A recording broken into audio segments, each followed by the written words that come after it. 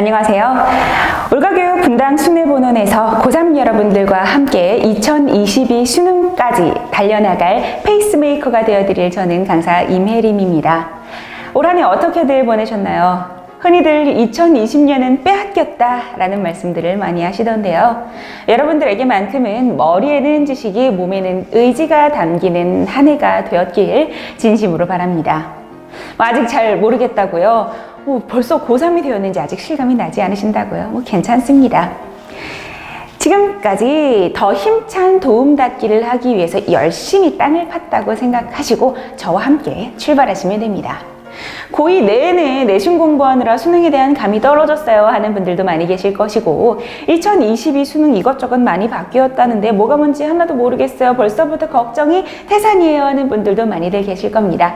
그런 분들을 위해서 2021년 한 해 동안 여러분과 함께 어떤 방향성을 가지고 공부를 해 나아갈 것인지에 대한 설명을 지금부터 드려보도록 하겠습니다. 먼저 커리큘럼 안내 영상의 목차는 다음과 같습니다. 가장 궁금해하실 반편성과 연간 일정에 대해서 말씀을 드릴 거고요. 그리고 화법과 작문, 언어와 매체, 독서, 문학 이렇게 세 가지 각 파트별로 어떤 방향성을 가지고 수업을 진행해 나갈 건지, 과제와 클리닉은 어떻게 진행이 되는지에 대해서 상세하게 설명을 드리겠습니다. 자, 먼저 개강일은요, 분당 지역 내신 대비 내신이 전부 다 끝나는 시기인 1월 둘째 주 1월 8일 토요일과 1월 9일 일요일에 진행이 될 겁니다. 반은 총 3개 반으로 나뉘어 있습니다. 그 인원수에 따라서 반별 구성이 반의 개수가 조금 달라질 예정이고요. 먼저 S반과 정규반으로 나누게 됩니다. S반은 아무래도 고득점 향상을 목표로 하는 친구들, 1등급 유지 혹은 2등급에서 1등급으로 확실하게 자리매김을 하겠다 하는 친구들을 위한 반이기 때문에 언어와 매체 선택 과목으로 반이 구성되어 있고요. 정규반은 언어와 매체와 화법과 작문, 여러분이 선택하시는 반에 따라서 반으로 들어가시면 되겠습니다. 그리고 총 1월부터 11월까지 수능을 치는 그 시기까지 진행되는 연간 일정에 대해서 말씀을 드려볼게요. 저는 이 긴 11개월이라는 시간을 좀 한 마라톤 경주에 비유를 하고 싶더라고요. 그래서 먼저 1월부터 3월까지 정말 가장 그 어느 때보다도 중요한 시기죠. 이때 기본기를 다 끊어지 않으면 안 됩니다. 그래서 저는 이 세 달을 컨디셔닝주라는 마라톤 용어에 비유를 하고 싶습니다. 컨디셔닝은 대회 등에서 자신이 지니고 있는 힘을 최대한 발휘할 수 있도록 신체 상태를 조정하는 기간을, 그 시기를, 그 방법을 컨디셔닝이라고 합니다. 이 1, 2, 3월 12주 동안에는요, 모의고사 12회 분량을 매주 푸는 것은 물론이고요. 화법과 작문, 언어와 매체의 기본 개념을 그 지난 중1 때부터 고2 때까지 5년 동안 쌓아왔었던 그 모든 망각된 장기 기억들 있죠? 를 끄집어내는 시간을 가져볼 겁니다. 가장 기본적인 개념을 탄탄하게 잡는 시간을 가질 거고요. 1월 달에는 2022 예시문항을 포함한 올해 수능 문제 등 최신 평가원 기출 분석을 통해서 올 한 해 동안 어떤 공부 방향성을 잡아나가야 될 것인지에 대한 수업이 정규 수업 때 진행이 될 예정입니다. 그리고 2월과 3월에는 수능 특강이 출시가 되죠. 이 수능 특강과 함께 정규 수업이 진행이 될 거예요. 올해부터는 EBS 연계율이 70%에서 50%로 떨어진다라고도 하고, 직접 연계에서 간접 연계로 바뀐다고는 하지만 그렇다고 해서 EBS 연계가 결코 중요하지 않다라는 건 아닙니다. 적을 알고 나를 알아야 승리를 할 수 있는 거죠. 그리고 어떤 연계를 통해서 내가 어떤 디딤돌을 밟아 나가야지 원하는 고지까지 도달할 수 있을지는 이 EBS 수능 특강과 함께 진행을 하게 될 거고요. 그리고 4월 달에는 학교별 내신 대비가 함께 진행이 됩니다. 내신보다는 수능 위주로 수업을 원하는 친구들을 위한 실전 대비 수능반도 함께 진행이 되니 너무 걱정은 안 하셔도 되겠고요. 그 다음 이 5월 달부터는요, 중간 지속주라는 마라톤 용어를 제가 붙여봤어요. 지속주는 장거리주의 대표적인 연습 방법으로요, 일정한 페이스를 유지해서 상당 거리를 달리는 것이라는 뜻입니다. 제일 여기서 중요하게 생각되는 건 주행 시간을 정해서 달리는 시간주 등이 있다고 하는 겁니다. 근데 이 시기에는요, 좀 고난도 문제들, 그리고 내가 비문학이면 비문학, 문학이면 문학, 시간을 조금 속도를 높여보는 시간을 이 시기를 통해서 잡아나가려고 해요. 내신과 내신 사이에서 조금은 또 수능에서 한 발자국 떨어져 나갈지 모르는 그 시기를 다시 한번 다잡는 시간이라고 보시면 되겠습니다. 그리고 7월과 8월 이 여름 빌드업 주간입니다. 빌드업은 이 거리와 함께 페이스를 점점 올려나가는 주간이에요. 처음 2km는 조금 천천히 뛰다가 그 다음 2km는 점점 빨라지고 마지막 구간에서는 스퍼트 속도를 낼 수 있게 만들어주는 훈련 기간을 빌드업이라고 하는데요. 그러다 보니까 조금 과부하, 부하의 연습량을 필요로 하는 시기이기도 합니다. 보시면 아시겠지만 수능 특강과 더불어서 여름에 출시되는 수능 완성이라고 하는 보다 고난도의 수업도 함께 진행이 될 예정이고요. 그리고 이때는 기존에 제시되는 부여되는 과제물의 양도 조금은 늘어날 계획이에요. 너무 힘들 것 같아요. 너무 걱정이 돼요 하시는 분들도 계실 수는 있지만 여러분 생각해 보세요. 이때쯤이면요. 수능이 100일도 안 남았을 시점입니다. 그 시점에서 넘어지지 않을 수 있도록 제가 옆에서 열심히 띄워드리고 또 잡아드리면서 진행을 해볼 예정입니다. 9월 달에는 9월 모의평가가 있죠. 그리고 또 사주특강이라고 하는 EBS에서 제공되는 굉장히 고난도의 문제를 담아놓은 문제집이 있어요. 그것과 함께 더불어서 여러분의 마지막 최대한 마지막에 남아있는 그 취약점, 보완점을 잡아가는 시간이 될 겁니다. 그리고 대망의 10월과 11월은요. 러너스 하이라는 이름을 붙여봤어요. 러너스 하이 여러분들 많이 한번 들어보셨을 겁니다. 열심히 달리다 보면 이제 힘든 거를 넘어서 얻어지는 도취감 혹은 쾌감을 지칭하는 용어입니다. 저는 이 용어를요. 러너스 하이라는 이름으로 한번 고쳐보고 싶더라고요.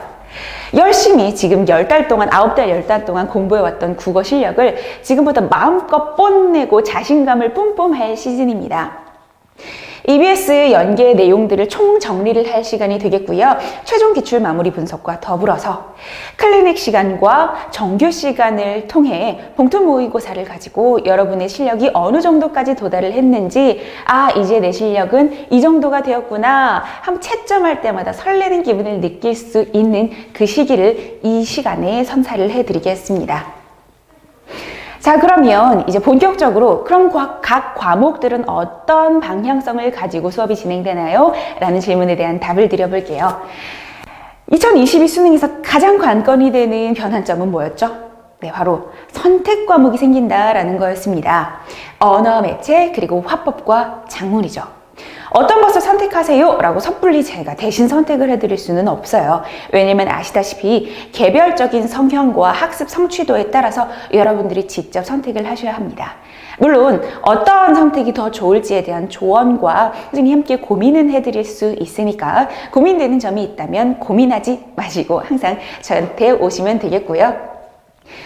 그 다음 이 언어와 매체와 화법과 작문은 이 S반과 정규반으로 나뉘어서 수업이 진행된다고 이 안내문 영상 초반에 말씀을 드렸었죠. 언어와 매체가 두 가지 반으로 나뉘게 될 건데요. 정규반에서는 아무래도 개념에 조금 치중한 수업이 진행이 될 거고요. S반은 좀 실전 연습 문제, 기출을 돌리는 수업이 좀 주가 될 겁니다.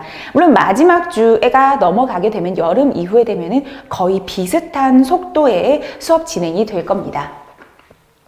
자, 저는 이번 2021 수능 평가 문제를 한번 준비를 해봤어요. 지금까지 문법 문제는 대부분 이 문법에 대한 기본 개념을 제시문을 통해서 알려주었습니다. 그래서 어느 정도 문법에서의 직관력이나 통찰력만 있으면 좀 시간이 오래 걸릴 뿐이지 누구든지 풀 수 있는 문제가 대체로 출제가 됐었어요. 근데 이번 문제는요, 어땠어요? 많은 이번 수능 문제를 풀고 나온 수험생 여러분들이 이런 말씀을 하더라고요. 나는 기본 개념이 잘 잡혀 있어서 이번 5문제 거의 2분 만에 풀었다 하는 친구들이 있었고요. 그동안 좀 내가 문법에 대한 감이 좋아서 좀 시간은 한 7, 8분, 10분 정도 걸릴지언정 웬만하면 틀리지 않았었는데 하는 친구들이 이번에 좀 고전을 면치 못했어요. 그 이유가 뭘까요? 바로 그냥 불규칙 활용과 규칙 활용에 대한 질문이 들어갑니다. 그 어떤 규칙 활용과 불규칙 활용, 용언의 활용에 대한 개념 설명이 그 무엇도 나와 있지 않아요. 여러분들이 다 알고 있다라는 전제 하에 문제가 출제가 된 겁니다. 근데 어려운 개념을 요구하지는 않았고요. 정말 간단한 중학교 때 전부 다 배우고 왔을 법한 기본 개념을 알고 있어야지 여러분이 이 문제를 풀 수 있어요 라는 문제가 앞으로 출제될 예정이라는 걸 예고해주는 듯한 문제 유형이었죠. 그래서 이번 언어와 매체 시간과 또 화법과 작문 시간을 통해서는요, 기본 개념을 정말 탄탄하게, 기본기를 초석을 단단하게 닦아 나가는 반석 위에 집을 짓는 그 시간을 좀 가져볼 예정이에요. 그런데 나는 성적은 1등급 정도 유지할 정도가 되는데 아직 문법에 대한 개념이 부족해요 하는 S반 친구들은요, 클리닉을 통해서 취약점을 보완할 예정이니 너무 큰 걱정은 하지 않으셔도 되겠습니다. 그 다음으로 독서에 대한 설명을 좀 드려볼게요. 저 922 독서라는 건 도대체 뭘까 궁금하셨을 겁니다. 이 922 독서라는 거는요, 제가 여러분들한테 그동안 말씀을 드렸었던, 아마 저와 함께 2학년 한 해 동안 공부를 했던 친구들이라면 어느 정도 예감을 하실 수 있을 겁니다. 총 3단계로 진행이 되는 독서 공부 방법인데요. 제일 기본적인, 나는 독서가 아직 낯설다 하는 친구들에게는 이 지문에 대한 구조화 연습이 너무나도 중요합니다. 왜냐하면 문제로 넘어가기 전에 지도를, 내비게이션을 그려넣는 시간이 되는 거거든요. 이 지문에 대한 철저한 분석이 시작되는 구조화와 더불어 이 구조화만으로는요, 사실 난 비문학에서 한 문제도 틀리지 않을 거야 라는 결심을 충족시키기는 좀 어렵습니다. 그래서 거기서 한 단계 나아간 이해추론, 그리고 이해추론에서 더욱더 나아간 투식까지, 그래서 922 독서 방법을 제가 좀 이름을 만들어 봤는데요. 지문에 대한 구조화는 실전 모의고사 과제를 통해서 여러분들이 끊임없는 훈련을 하시게 될 거고요. 또 클리닉 시간을 통해 제가 이 구조화는 이런 방향으로 넘어가면 여러분에게 보다 좋은 공부 방법이 될 거예요 라고 끊임없이 코치를 해드릴 겁니다. 그 다음에 이해추론은요, 워크북을 통해서 여러분이 그 실력을 닦아나가시게 될 겁니다. 각 문제 문항별로 근거가 어디에 숨어 있는지를 찾아나가는 연습과 각 문단별 요약 연습 을 통해 어떻게 보면 논술 실력까지 향상시킬 수 있는 시간이 될 거고요. 그다음 마지막으로 투시란 무엇이냐? 출제자의 의도를 파악하는 겁니다. 나는 지금 그냥 지문을 구조화하고 문제를 풀고 있을 뿐인데, 제시문에서 여기에서 문제가 나오겠다. 이 문제는 어떤 부분과 연계가 되고 근거를 찾아 나갈 수 있겠다라고 하는 유형에 대한 철저한 투시가 완료되어 있는 능력이 바로 이 기준입니다. 근데 이 투시 능력을 갖게 되려면은요, 한 가지 방법밖에는 없어요. 습관 들이는 거, 반복, 그리고 엉덩이 싸움입니다. 이거는 한 달, 두 달 제가 제공해드리는 워크북과 과제 모의고사를 철저하게 수행만 해주신다면 굳이 6개월, 1년 필요 없습니다. 한두 달 내에도 막 가지게 되실 수 있을 겁니다. 단 뭐라고요? 제가 내드린 숙제를 정말 성실하게 수행을 해주셔야 됩니다. 저와 같이 공부를 하셨던 친구들은 아마 이런 생각 많이 하셨을 거예요. 이 선생님 숙제 되게 조금 내준다. 그런데 지금 여러분들은 누구죠? 고3입니다. 수험생 여러분입니다. 공부의 양을 조금 더 늘리시고요. 허투루 버리는 시간을 조금만 아끼신다면 절대로 부하가 되는 과제 양은 아닐 겁니다. 꼭 저와 약속을 해주셨으면 하는 바람이 있습니다. 그 다음으로 문학에 대한 이야기를 좀 해볼까요? 문학은요, 총 크게 고전시가와 현대시, 고전산문과 현대산문으로 나뉠 수는 있는데, 이 문학에 대해서는 조금 좀 두려움이 적은 친구들이 있을 것이고, 아니면 오히려 비문학은 좀 할만한데 문학이 어렵다라는 친구들이 있을 거예요. 이 현대시와 현대산문에서 무엇보다 중요한 것은 뭐냐면 호감도예요. 그냥 보자마자 좀 비호감이 읽고 싶지 않아 라고 하는 그 마음가짐을 좀 내려놓는 시간이 필요합니다. 그 마음가짐을 저와 함께 가져볼 겁니다. 가장 먼저 현대시와 현대산문은 사실 읽는 것 자체는 어렵지 않아요. 현대어로 써져 있는데, 우리말로 써져 있는데, 그냥 카페에서 내가 시 한 편 감상한다, 소설 한 편 읽는다 라고 생각하면 언제든지 술술 읽을 수 있는 작품들이 문제로 출제가 됩니다. 물론 의식의 흐름 기법을 쓰는 좀 고난도의 소설이 출제가 될 수는 있겠지만, 그거는 또 그 다음 단계에 나아가서의 일이 될 거고요. 그런데 이 어렵지 않은 작품을 문제 푸는 게 왜 어려운가? 바로 이것 때문입니다. 어휘 때문이에요. 제시문 자체는 어렵지 않지만 문제에서, 선택지에서 내가 모르는 혹은 조금 다르게 잘못 알고 있는 어휘가 나온다? 그럼 그 문제는 좀 헷갈리거나 시간을 많이 잡아먹거나 틀리게 되는 거죠. 그래서 제공되는 필수 어휘북과 DIY 어휘 노트가 있습니다. 이 필수 어휘북에는요, 고전시가나 고전시가 필수 어휘 혹은 독서 어휘, 문학에서 꼭 필요로 하는 개념 어휘들이 담겨 있을 거고요. DIY 어휘 노트는 여러분들이 수행하게 될 과제 모의고사에서 이 단어는 뭐였더라? 무슨 뜻이었더라? 확실하게 내가 설명하지 못하는 단어들을 반드시 그때그때 스스로 적어 넣어서 공부를 하시는 이 공부 방법에 필요한 노트가 될 겁니다. 그리고 이 모든 어휘에 대한 암기는 클리닉 시간을 통해서 제가 직접 테스트를 볼 겁니다. 아마 이를 통한 어휘력의 향상만 탑재가 된다고 하더라도 문학에 대한 호감도는 대폭 상승하실 수 있을 겁니다. 그 다음 고전시가와 고전산문은요, 말 그대로 익히는 게 중요해요.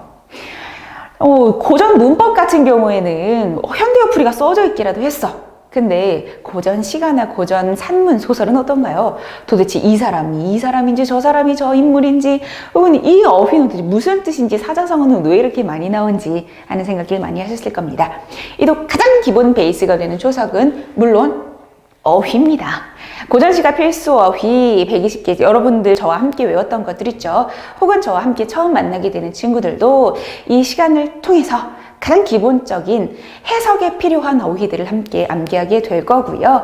그리고 저는 이 말씀을 좀 드리고 싶어요. 그 어떤 시조나 가사가 된다고 한들 내가 알고 있는 몇 개의 특정한 연시조나 가사를 다른 친구에게 직접 설명을 할 수 있을 정도로만 해석을 하신다면요, 어떤 고전 시가 작품을 만나도 전부 다 얼마든지 해석하실 수 있습니다. 그 실력을 높여드리기 위한 고전 시가 해석 방법, 그리고 고전 산문에 익숙해지는 인물을 따라가는 해독 방법에 대해서 수업 시간을 통해 알려드리도록 하겠습니다.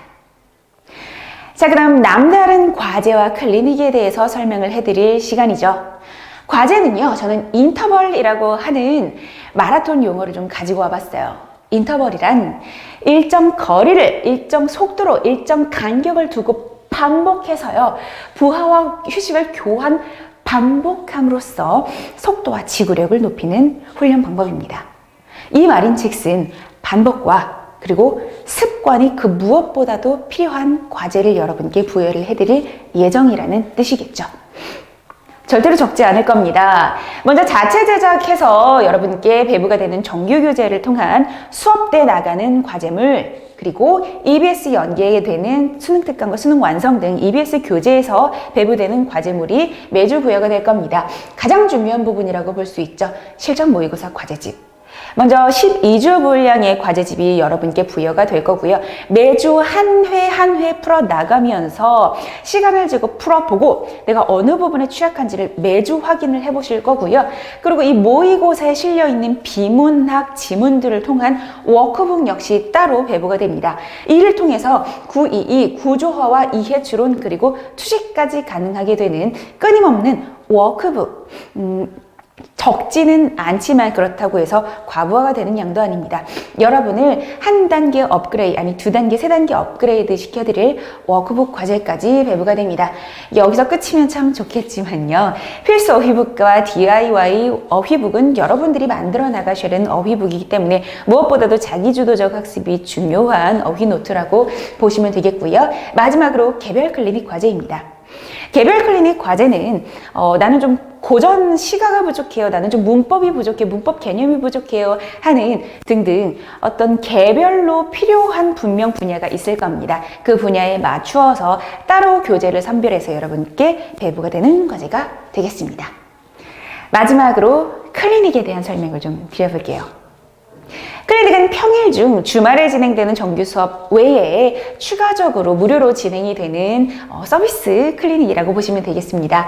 평일 중 하루를 정해서 한두 시간, 적게 드는 친구들은 30분 내에 끝나는 친구들도 있겠지만 성취도에 따라서 두세 시간이 걸리는 친구들도 있을 겁니다. 그 클리닉 때는 어떤 내용이 진행이 되냐면요, 수업 내용에 대한 질의응답과 과제 내용에 대한 질의응답이 진행이 될 거고요. 그리고 진행되는 과제물들, 워크북에 대한 철저한 검사가 함께 진행이 될 겁니다. 그리고 필수 어휘와 DIY 어휘를 통한 테스트도 이 시간을 통해서 진행이 됩니다. 여기서 제일 중요한 거는요, 뭐라고요? 인터벌을 제가 말씀을 드렸었잖아요. 습관 만들기가 가장 중요할 겁니다. 지금까지는 토요일, 일요일 수업 직전에 막 금요일 날 밤새서 과제를 하셨다? 안 됩니다. 국어는요, 여러분, 습관입니다. 반복입니다. 매일 하셔야 됩니다. 그래서 저와 함께 어떤 약속을 할 거냐면요. 며칠 무슨 요일에 이만큼 분량의 숙제를 하겠다. 며칠 이 요일에 이 분량의 과제를 수행을 하겠다라는 약속을 저와 매주 하실 겁니다. 그래서 워크북을 보시게 되면은 워크북과 과제 모의고사 과제물 문제집을 보시게 되면은 매주 위에 이런 표가 들어가 있을 거예요. 이때 여러분들의 양심을 통해서 내가 이날 이 과제를 수행을 했다라는 약속을 지켰다라는 스스로와의 약속을 좀 지켜 나가 주셨으면 좋겠습니다. 물론 저도 철저하게 검사를 하겠지만요. 자, 이렇게 좀 전반적인 2022 수능 대비 커리큘럼에 대한 설명이 마쳤습니다. 자, 여러분, 저는 이런 말씀을 좀 드리고 싶어요. 올해는 2020년 하는요, 그 어느 때보다도 그 여러 가지 환경적 요인과 변화로 인해서 자기주도적 능력 학습이 중요시되는 시기였습니다. 여러분, 달리기는요, 누가 대신 달려줄 수 있는 게 아니죠. 여러분의 능력과 여러분의 체력 그리고 여러분의 의지로 달려야 합니다. 저는 다만 여러분의 곁에서 함께 달려드리고 이 구간부터 이 구간까지는 어떤 전략을 세워서 달리면 좋겠다, 혹은 좀 넘어지거나 지금 아직 누워있을 때가 아닌데 하는 친구들은 잡아서 좀 일으켜 세워주고 도닥여주고 하는 페이스메이커로서의 역할을 좀 해드릴 예정입니다. 무조건 저를 믿고 따라오세요 라는 말씀을 대신 그 말씀보다는 제가 여러분을 믿고요, 여러분이 여러분 자신 스스로를 믿을 수 있도록 제가 옆에서 도와드리겠습니다. 보다 자세한 사항과 반편성이나 시간에 대한 문의는 학원을 통해 문의 주시면 자세하게 안내드리도록 하겠습니다. 자, 그럼 이렇게 2022 수능 대비 커리큘럼을 마치도록 하겠습니다. 여러분, 파이팅! 힘내십시오.